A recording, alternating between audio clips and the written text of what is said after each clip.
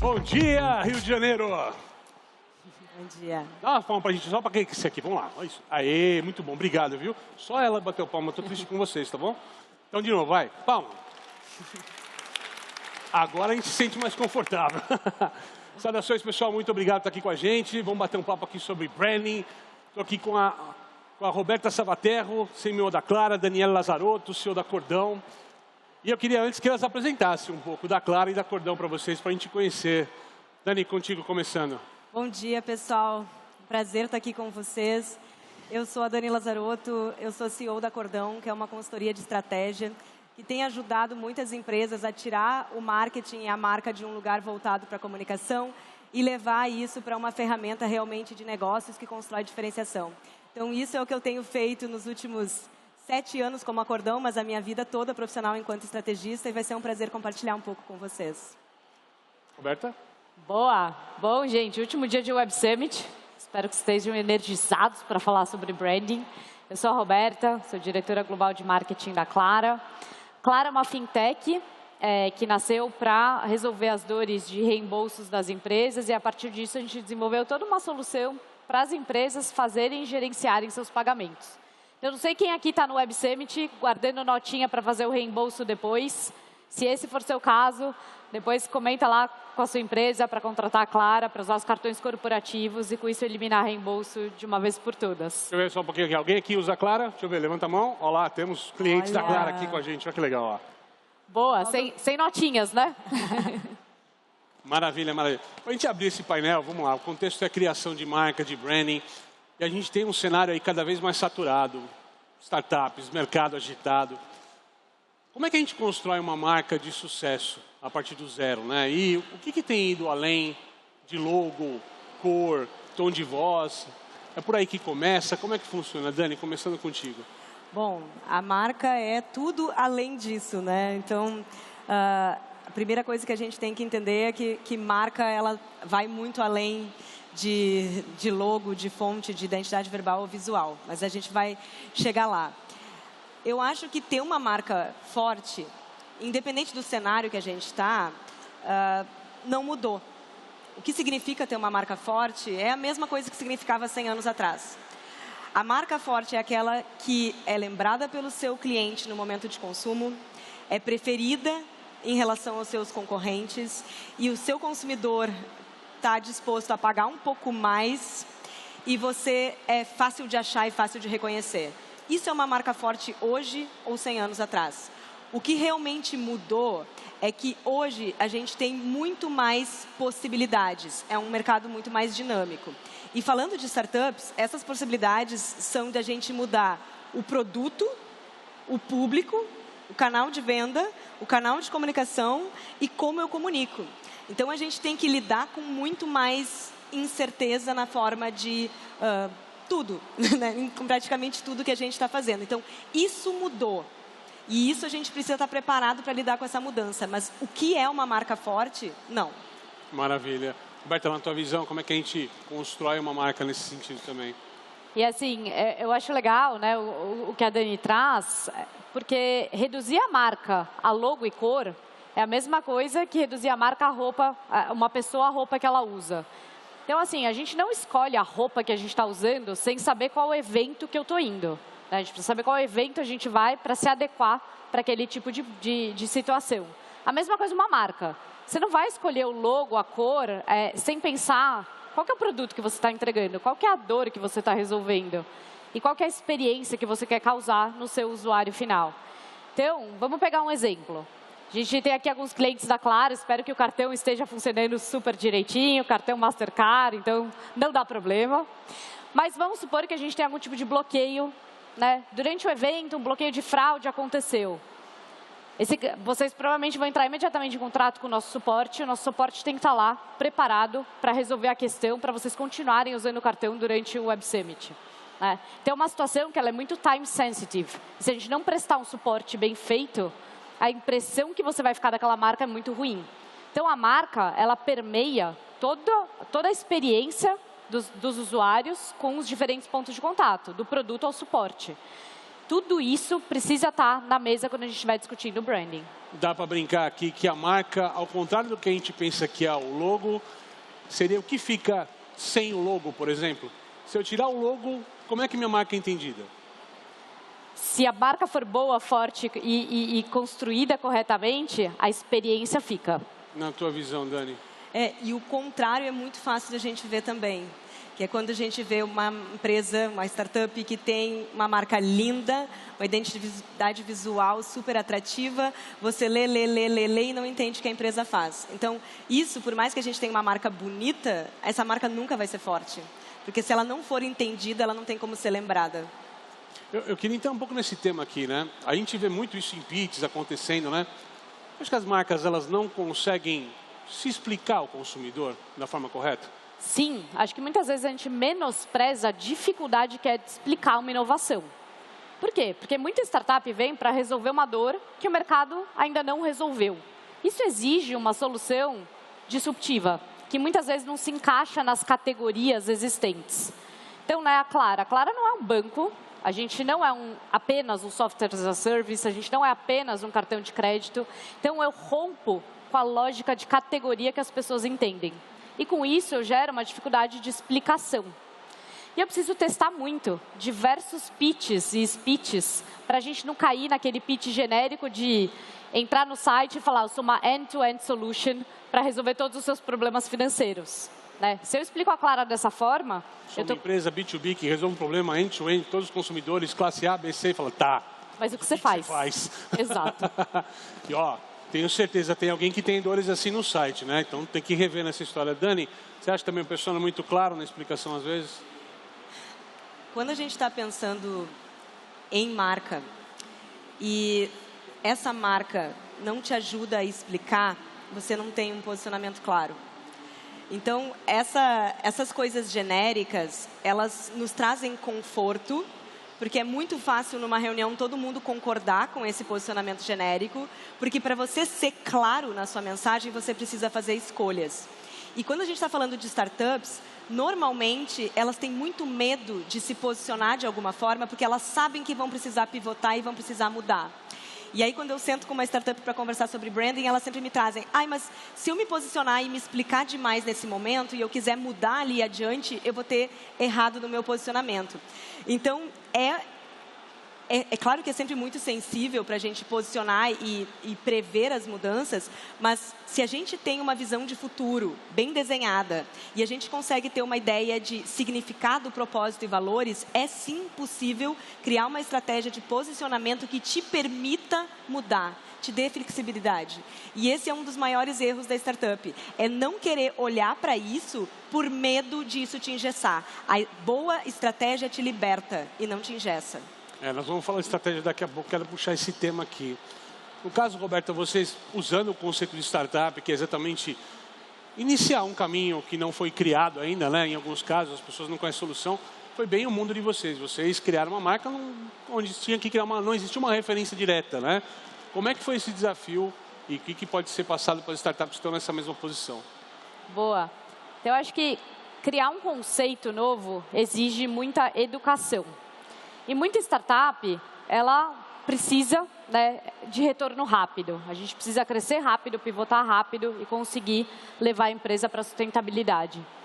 Então, muitas vezes, esse conceito ele entra em conflito. Por quê? Construir marca exige tempo e consistência. Exato. Só que tempo, longo prazo para uma startup, muitas vezes significam 3 meses. E, gente, 3 meses você não constrói uma marca icônica. Então, como que a gente lida com esse conflito? A gente precisa garantir que tudo que a gente esteja fazendo tenha uma combinação de curto prazo e longo prazo. E é claro que no começo da vida de uma startup, é natural que a gente esteja prezando mais pelo curto prazo. A gente precisa não só de resultado rápido, mas de respostas rápidas. Então, eu vou investir com mais intensidade no curto prazo, eu vou abocanhar aquela fatia de mercado que já está pronto para converter para o meu produto, mais ou menos 5%, né, do tamanho da nossa oportunidade, ele já está pronto para converter quando eu colocar uma mensagem para ele falando, cartão corporativo, contrate agora. Mas você tem 95% do mercado que não está pronto para converter na hora que eu coloco uma mensagem dessa.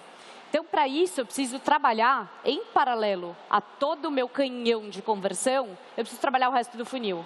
Eu preciso garantir que eu tenha um bom blog post publicado no nosso site, explicando quais são as dores que a Clara resolve.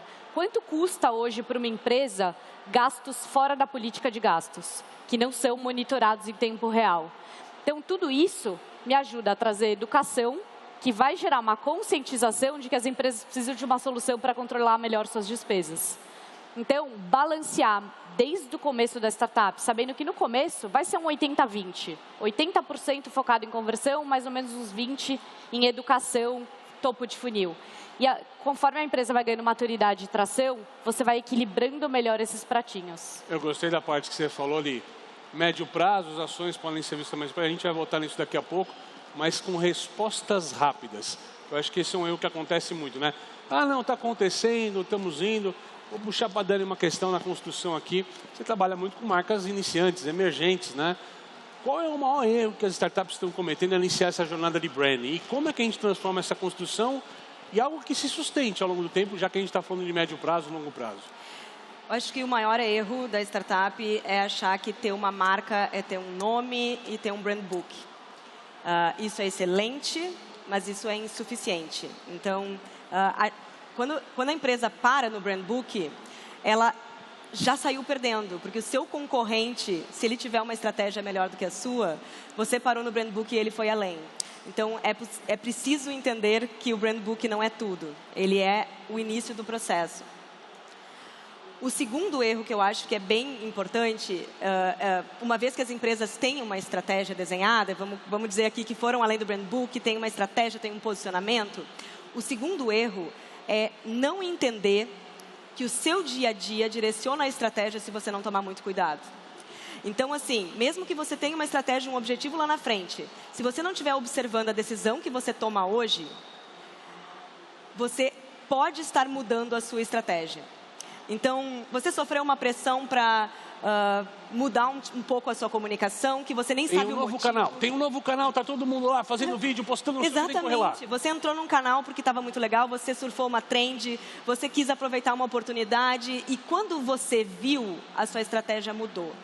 Então, as suas ações viram a sua estratégia se você não tiver cuidado. E você precisa que as suas estratégias direcionem as suas ações e não o contrário. Isso dá para falar, só para um reforço aqui, que no caso a gente tem a tática e tem a estratégia, mas quando a estratégia ela é fraca, eu começo a olhar mais para a tática nesse sentido, e começo a, cada vez no tático e vou perdendo a estratégia ao longo do tempo? Eu não digo somente quando a estratégia é fraca, mas quando a estratégia não considera toda a liderança da empresa. Não é cultura, né? Se é uma estratégia somente do marketing, o teu comercial, o teu produto, o teu CFO não respeitam essa estratégia. A estratégia boa, ela precisa fazer todo mundo estar on board com aquilo. Se o teu CFO está super excited assim, para executar a tua estratégia, você tem algo que olha para o futuro. Se o pessoal olha para você e diz assim, isso aí é lá os miçangueiros do marketing, aí você tem um grande problema. Eu acho que assim, é fair dizer que branding não é de responsabilidade única e exclusiva de marketing. Se isso acontece, você não tem uma boa estratégia. Eu queria entrar nessa parte aqui. A gente falou de meio termo e tudo mais.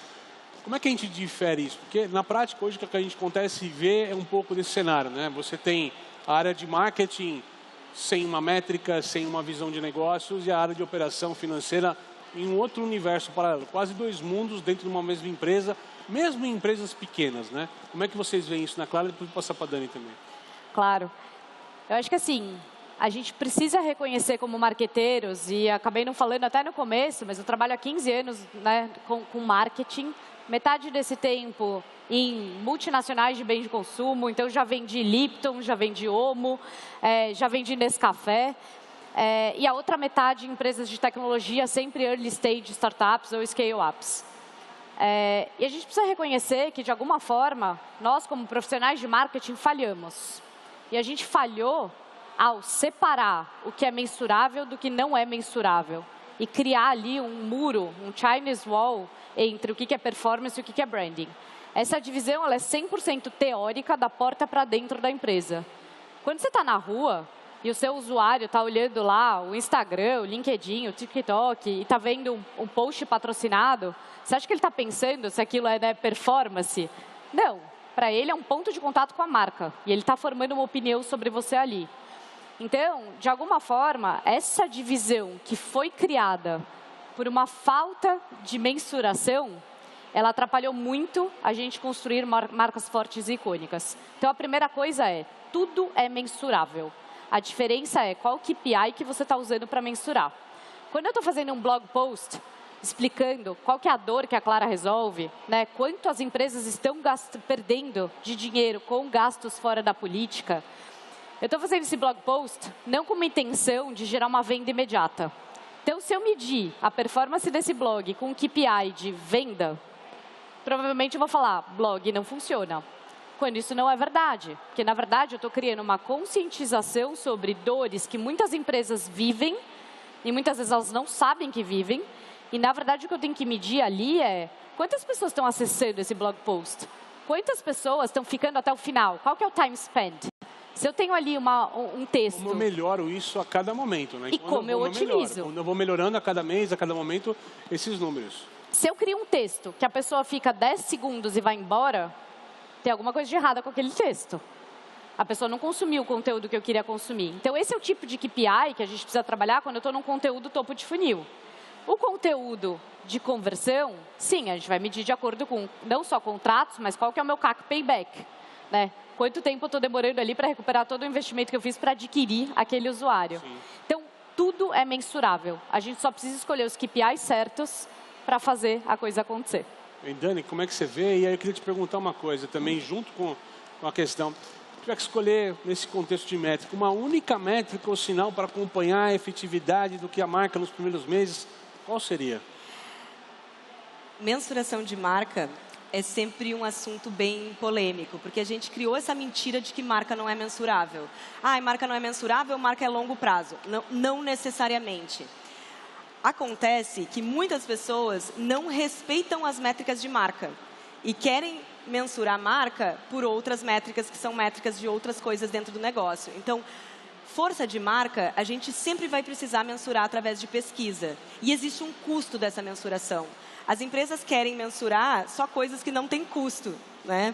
Então, assim, métrica de marca, a gente mensura através de entendimento do seu público, se esse público te conhece, te reconhece, te considera, te prefere, né? Isso é o básico. E isso precisa ser acompanhado de tempos em tempos para você saber se você está conseguindo evoluir do ponto de vista de marca ou não. Então, existe um sistema de mapeamento de marca, a gente pode gastar 400 mil, mas também tem startups já fazendo isso por 4 mil. Então, não tem desculpa para não mensurar a marca. E é importante que os profissionais de marketing façam uma catequese, porque as pessoas não entendem isso e querem mensurar marcas de formas que não são adequadas. Então, hoje, a gente... Dá um exemplo claro disso. Venda. Então, vamos dizer assim, estou aqui no Web Summit. A gente botou um stand aqui. Foi bom do ponto de vista de venda? Se não vendeu, eu posso dizer que foi porque a marca não estava bem posicionada, mas eu posso dizer que faltou produto no estoque. Eu posso dizer que o site estava fora do ar. Eu posso entender que o teu vendedor não estava com o pitch adequado. Então, não necessariamente é a marca. Então, para mim, isolar marca, eu preciso usar tracking de marca. Então, isso é importante que a gente catequize o nosso público interno. Mas um ponto que eu acho como a métrica mais adequada é o momento que, quando eu sento com os meus clientes, eles têm o piripaque do Chaves, assim. Que é quando a gente está numa reunião e eu olho para eles e digo assim, imaginem que eu não sei nada sobre a sua empresa. O que vocês fazem? Esse é um momento que todo mundo fica meio em pânico e todo mundo percebe que cada um na sala de reunião vai explicar de um jeito. Fantástico. Então, esse é um testezinho básico para saber se você tem clareza suficiente para ter uma marca forte. Se cada um responder de um jeito, contrata cordão. Eu brincava em palestras tal, no mercado de startups, eu falo, olha, se a sua avó não entende o que você faz, está na hora de mudar o discurso. né? Meu neto trabalha aqui, é um negócio lá que ele faz, né? De startup, de plataforma, de um monte de coisa que ele faz. Tua avó pensa que trabalha na Petrobras, né? Na plataforma. Não é por ali, né? Então, e uma coisa que eu vejo em métricas terríveis em gestão de negócios, e é uma briga que eu tenho com o mercado sempre, é a gente tem que tirar substantivo e adjetivo da gestão do negócio.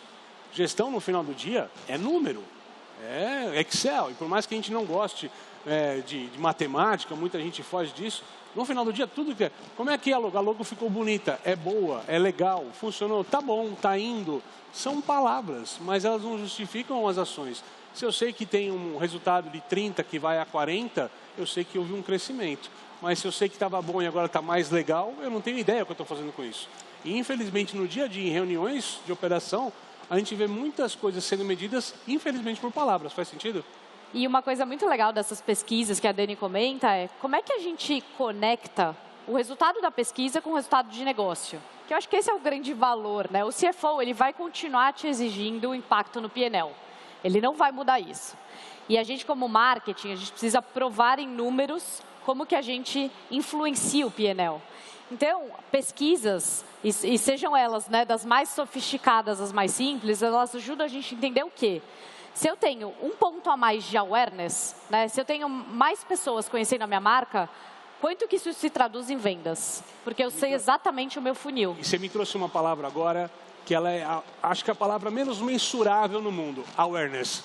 Porque todo mundo fala, isso gera awareness, mas ninguém mede awareness às vezes, ou não usa um tracking correto para isso. E às vezes, um ponto de awareness pode não mudar tanto, mas um ponto de consideração vira o jogo. Exatamente. Para a gente ir fechando nossa conversa aqui, estamos falando da discussão, da importância de como a gente constrói essas marcas. Se a gente pensar para o pessoal que, eu imagino que quase todo mundo aqui já está iniciado no negócio, né? Ninguém ainda está começando ou pensando. Mas qual é o trilho? Onde é que eu corrijo essa rota? O que eu faço direito a partir de agora? Se eu desse um insight para levar para casa aqui, qual seria? Bom, na Cordão a gente tem um mantra que a gente roubou do Yuval Harari, que ele abre um livro dele falando, que é um mundo inundado de informação irrelevante, clareza é poder. Então, o primeiro passo para você conseguir construir um resultado diferente, um objetivo do seu negócio, é ter clareza de onde você quer chegar. Então, se do ponto de vista de negócio, você não sabe aonde você quer chegar, você nunca vai ter isso do ponto de vista de marca. Então, eu começaria por aí. Clareza de futuro, de objetivos e um plano de negócio bem montado. Isso é o que vai te dar segurança para que você tenha uma marca que reflita a sua cultura, seus valores e seus objetivos. Maravilha, Roberta? Eu vou continuar na clareza, que é uma vez que você tem clareza da sua estratégia de negócio e você traduzir isso para uma estratégia de marketing, de comunicação, você precisa ter muita clareza de quais benefícios o meu produto, quais atributos eu quero construir da minha marca. Então, faça uma lição de casa. Hoje, o que meu produto entrega? Quais são os benefícios? E eu não quero saber se ele está entregando, né? Ele entrega integração com RP, ele entrega real-time expense review e por aí vai. Isso são suas features, né? Como que você traduz as features para, de fato, qual que é o benefício tangível para o usuário final? Escreve essa lista de benefícios e ali você já vai ter um bom mapa de quais são os atributos que você precisa construir com o mercado. E a partir disso, testa muito para ver qual atributo ressoa mais com o seu target. É eu falar sobre um benefício de clareza financeira ou um benefício de gastar menos dinheiro da empresa? Muito bem, clareza, objetivo, definição. Senhoras e senhores, muito obrigado. Obrigada por vocês estarem aqui.